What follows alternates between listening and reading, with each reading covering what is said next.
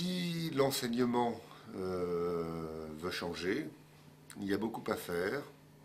D'abord parce qu'on peut introduire des cours d'amour et on peut introduire des cours d'art. Bon. Maintenant, pour rester sur la partie technique, qui est quand même la plus facile, parce que l'amour et l'art, c'est des choses compliquées. Mais enfin, la partie technique, je vois deux options. Je caricature un peu exprès. Première option, il y a un bon petit gars, un élève, un bon petit gars, il a envie d'apprendre, d'avoir un métier. Ce bon petit gars entre dans un lycée ou un CEFPA ou un CFA, peu importe, un établissement d'enseignement. Et là, le professeur lui dit, alors je vais prendre l'exemple des haricots verts, il lui dit, ne mets pas de couvercle sur les haricots verts, parce que comme ça, ils seront plus verts. Bon. Le gars, le jeune élève, le fait ou le fait pas ou le fait mal, il prend des copies aux fesses, en général s'il le fait mal, il sort, qu'est-ce qu'il a appris? Il a appris qu'il ne faut pas mettre de couvercle sur la casserole où on cuit des haricots verts. C'est pas très intéressant. D'autant plus que le professeur, lui, ne s'amuse pas. C'est-à-dire que tous les ans, il va dire aux générations successives de cuisiniers, ne mets pas de couvercle sur les haricots verts, ils vont être plus verts. Donc l'élève apprend pas beaucoup et le professeur s'amuse pas beaucoup. Alors moi, je propose une autre solution. Cette solution, c'est la solution de la découverte conjointe de l'élève et du professeur.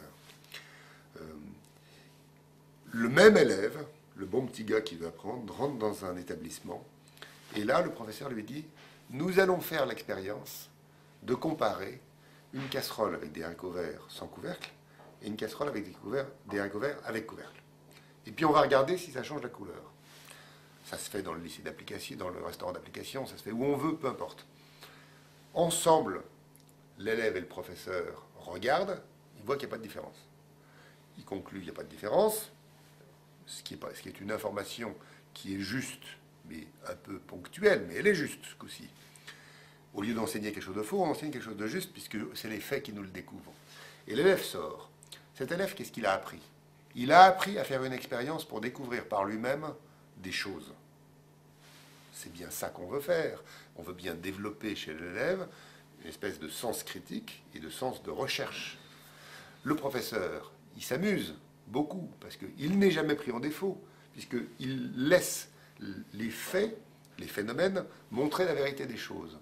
Il a guidé l'élève, il a eu le plaisir de faire que l'élève se développe comme une fleur, un bourgeon qui fleurit. Et lui, il a en même temps appris des faits successivement au fur et à mesure des générations successives. Parce qu'une année, il fait des haricots verts, mais l'année d'après, il fera des lentilles, puis la troisième année, il fera du bœuf, ensuite il fera du poisson, etc. Alors, ces séquences, c'est dans le fond les mêmes, simplement, au lieu d'avoir un enseignant qui dit « j'ai un savoir », on a un enseignant qui est plus humble, mais paradoxalement beaucoup plus en sécurité, parce qu'il ne peut pas être pris en défaut, il dit « regardons, posons-nous des questions ». Et je crois vraiment que l'enseignement, ça consiste à enseigner aux gens à se poser des questions. Les réponses justes ou fausses qui nous tombent dessus, c'est des chapes de plomb, c'est des étouffoirs, c'est des éteignoirs, et ça, j'en veux pas.